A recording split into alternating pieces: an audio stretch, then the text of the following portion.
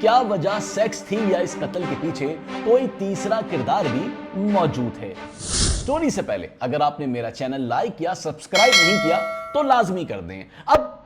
بچے خاموش ہیں، باپ نے اہلیہ کا قتل کر دیا، بچوں نے پراسرار خاموشی رکھی ہوئی ہے اور کہا کہ ہم اپنے والد کے خلاف مقدمہ درج نہیں کروائیں گے۔ اس کہانی نے مزید سنسنی پھیلا دی ہے کہ جب بچوں نے کہا کہ ہم اپنے والد کے خلاف نہیں جائیں گے، میرے والد نے بل نے اپنی والدہ کا یعنی کہ ہماری والدہ اور اس کی اہلیہ کا قتل کر دیا، لیکن ہم اپنے الفاظ نہیں نکالیں گے، ہم خاموش رہیں گے۔ انہوں نے تفتیشی ٹیم کو بتایا کہ ہم اپنے والد کے خلاف نہیں جائیں گے، نہ اس کے خلاف بیان دیں گے، اور یہی وجہ ہے کہ پولیس کو یہاں پر تیسرے کردار کی کہانی مل گئی ہے، یعنی کہ اب پولیس کو یہ پتہ چل گیا ہے کہ دال میں کچھ کالا ہے۔ بچوں نے جس طرح سے والد کے خلاف مقدمہ درج کرنے سے منع کیا تو یہیں پر پولیس کو کچھ مشکوک چیزیں سامنے نظر آنا شروع ہو گئی ہیں، اور جس طرح سے بچوں نے پورے واقعے کو پولیس تک نہیں پہنچایا، جبکہ یہ واقعہ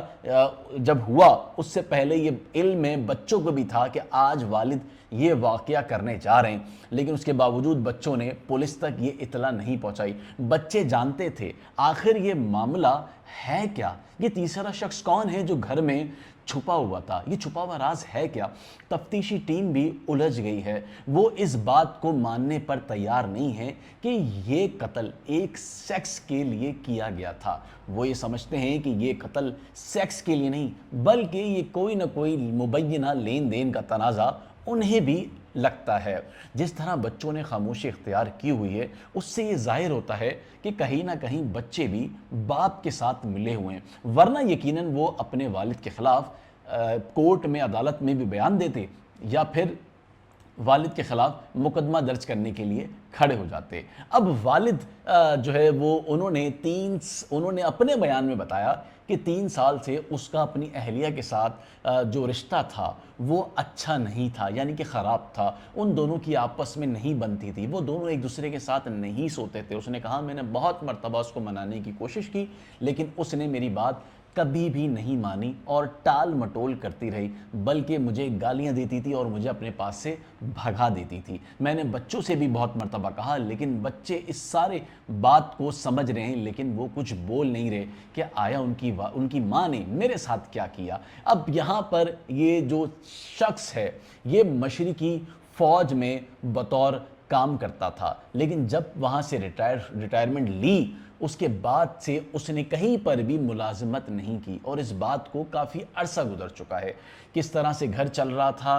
روزگار کیا تھا، یہ کچھ پولیس کو اب تک نہیں پتا چلا ہے، لیکن پولیس کو ایک تیسرا شخص اس گھر سے ضرور ملا ہے۔ اب پولیس اس بارے میں سوچ رہی ہے کہ کیا یہ تیسرا شخص پہلے سے گھر میں موجود تھا اور اس کے بعد ہی اس شخص نے اپنی اہلیہ کا قتل کیا، یا پھر جس طرح یہ بتا رہا ہے بات اتنی ہی سادی ہے جس طرح سے بتائی جا رہی ہے۔ اب یہ معاملے کی تفتیش آگے چلنا شروع ہو گئی ہے۔ واقعہ رات کا تھا، پولیس کو صبح بتایا گیا، اور پولیس جب اس مکان میں اس کے ساتھ پہنچی تو پولیس بھی ہگا بھگا رہ گئی کہ یہ پہلی مرتبہ ہوا ہے کہ کوئی شخص کسی کا قتل کرنے کے بعد تھانے پہنچ گیا کہ ہاں میں نے قتل کیا ہے، اور اس نے جو جس راڈ سے مارا تھا وہ راڈ بھی اپنے ساتھ تھانے ہی لے کر گیا، اور پولیس کو کہا کہ ساری چیزیں یہیں پر موجود ہیں۔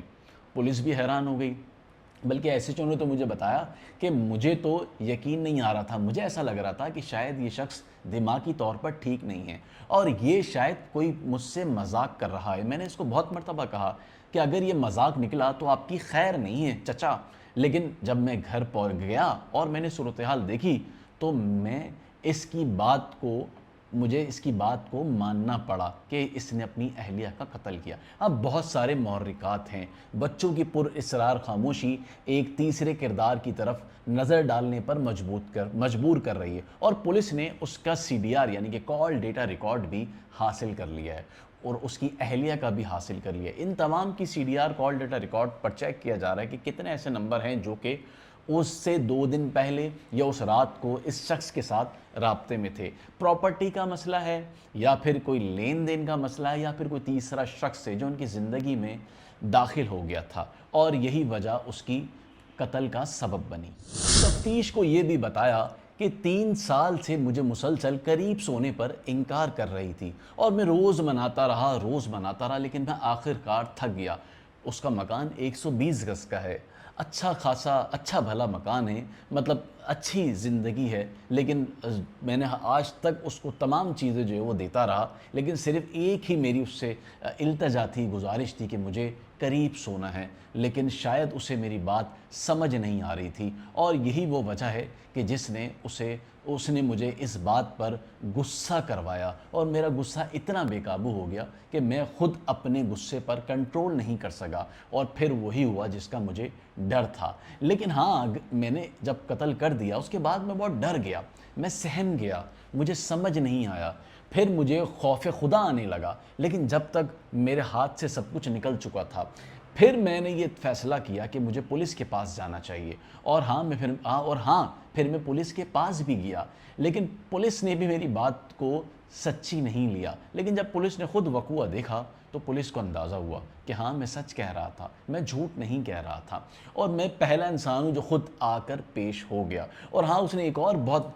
اس نے عدالت میں جب پیش ہوا تو وکلا نے جب کہا کہ ہم آپ کے وکیل بنتے ہیں، تو اس نے کہا کہ میں قاتل ہوں، مجھے کسی وکیل کی ضرورت نہیں ہے، کیونکہ میں نے ہی تو قتل کیا ہے۔ اب میں اس میں کیا مزید یہ بتاؤں کہ میں پہلے ہی بتا چکا ہوں کہ میں نے سیکس نہ کرنے پر یہ قتل کیا۔ اب میرا وکیل ہونے کا کوئی فائدہ نہیں ہے، میں خود قبول کر چکا ہوں کہ ہاں، میں ہی قاتل ہوں۔ اب یہ بہت ساری تحقیقات ہیں، بچوں کا انکار کرنا مقدمے سے، اور شوہر کا اس طرح سے سیکس نہ کرنے پر مار دینا، یہ پہلی مرتبہ یہ ساری چیزیں سامنے آ رہی ہیں۔ شک و شبہات یہاں پیدا ہو رہے ہیں کہ جب بچے باپ کے خلاف نہیں جا رہے ہیں، جس سے پولیس کو یہ تاثر جا رہا ہے کہ بچے کہیں نہ کہیں اس واقعے میں انہیں پہلے سے ہی علم تھا، اور انہوں نے پولیس کو دھڑلے سے کہا کہ ہم اپنے والد کے خلاف نہیں جائیں گے، ہمیں پتہ ہے کہ ہمارے گھر میں کیا چلتا رہا تھا۔ اب پولیس آگے تفتیش میں کیا کرتی ہے، دیکھنا یہ ہے کہ آیا وہ تیسرا کردار، چھپا ہوا راز، وہ ہے کون؟